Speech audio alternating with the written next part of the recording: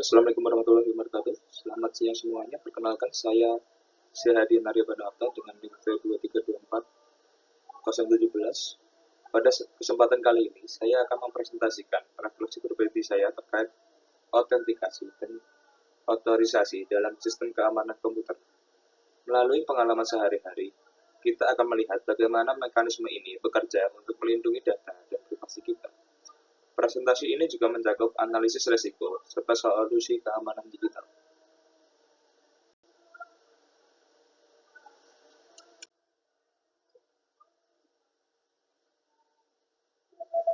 Autentikasi adalah proses untuk memastikan bahwa seseorang adalah siapa yang mereka klaim, misalnya melalui login dengan username dan password. Sementara itu, otorisasi adalah langkah berikutnya, yaitu pemberian izin untuk mengakses fitur tertentu setelah identitas terverifikasi. Melalui presentasi ini, saya ingin berbagi pengalaman pribadi terkait kedua mekanisme ini dan menunjukkan pentingnya keamanan digital dalam kehidupan sehari-hari.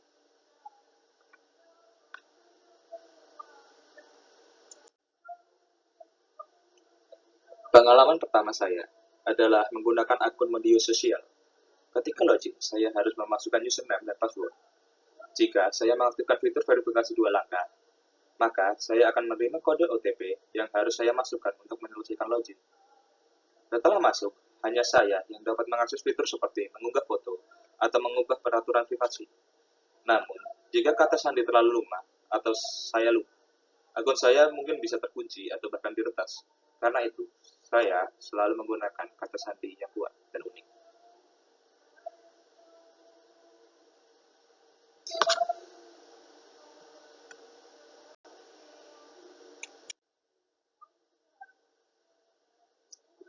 Selanjutnya, saya memiliki pengalaman menggunakan aplikasi perbankan. Autentikasi di aplikasi ini lebih kompleks karena melibatkan ID pengguna, password, dan kadang biometrik seperti sidik jari ataupun Face ID. Saat melakukan transaksi besar, biasanya saya harus memasukkan OTP untuk keamanan tambahan. Aplikasi ini juga membatasi akses berdasarkan otorisasi. Misalnya, saya bisa mengecek saldo tanpa konfirmasi tambahan. Tetapi tetapi untuk memblokir kartu memerlukan langkah verifikasi lebih lanjut. Ini menunjukkan bahwa perbankan online memiliki keamanan yang tinggi, meskipun tetap rentan terhadap phishing, terutama di bank-bank yang sistem keamanannya tidak terlalu kuat seperti bank swasta, kecuali BCA. BCA kuat.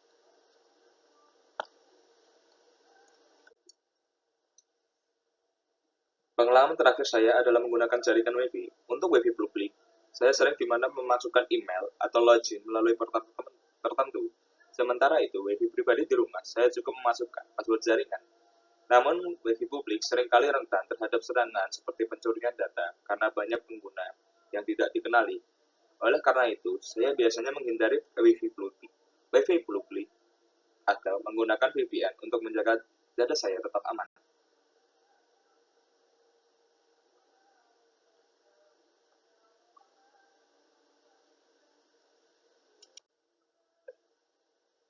Jika dibandingkan dengan pengalaman saya, menggunakan media sosial, aplikasi perbankan, dan WiFi menunjukkan tingkat keamanan yang berbeda. Media sosial memiliki autentikasi yang cukup standar, sementara aplikasi perbankan menggunakan lapisan keamanan tambahan seperti biometrik.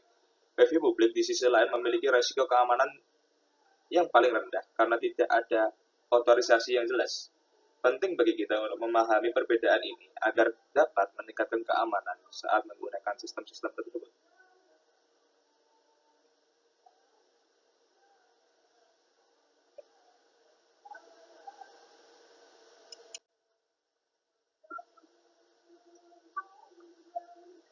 Setiap sistem autentikasi dan otorisasi memiliki tantangan. Misalnya, saya pernah mengalami OTP yang tidak terkirim saat akan login ke aplikasi perbankan. Selain itu, risiko seperti peretasan akun media sosial dan serangan phishing pada aplikasi perbankan juga sering terjadi. Bahkan jaringan WiFi publik bisa jadi sarang bagi serangan man in the middle. Tantangan-tantangan ini menunjukkan bahwa keamanan tidak pernah sepenuhnya terjamin, sehingga kita harus selalu waspada.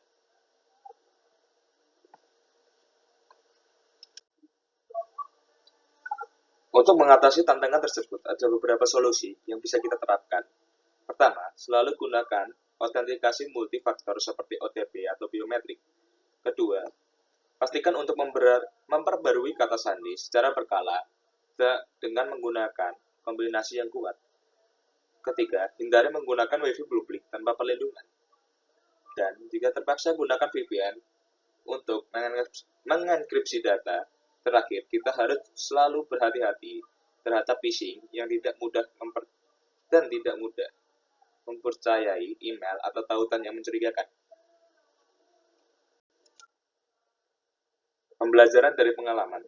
Melalui pengalaman ini, saya belajar bahwa keamanan digital membutuhkan kombinasi teknologi yang baik dan kombinasi pengguna yang standar atau yang sadar akan resiko. Kita harus menggali potensi ancaman dan secara proaktif melindungi data pribadi. Keamanan bukan hanya tanggung jawab penyedia layanan, tetapi juga tanggung jawab kita sebagai pengguna.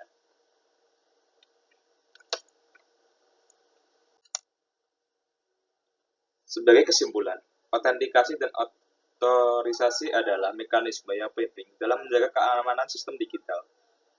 Pengalaman saya menunjukkan bahwa keamanan bisa efektif jika didukung dengan langkah-langkah pencegahan yang baik.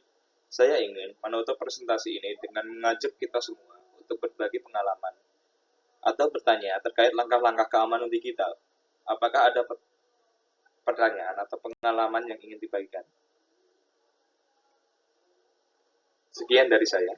Assalamualaikum warahmatullahi wabarakatuh.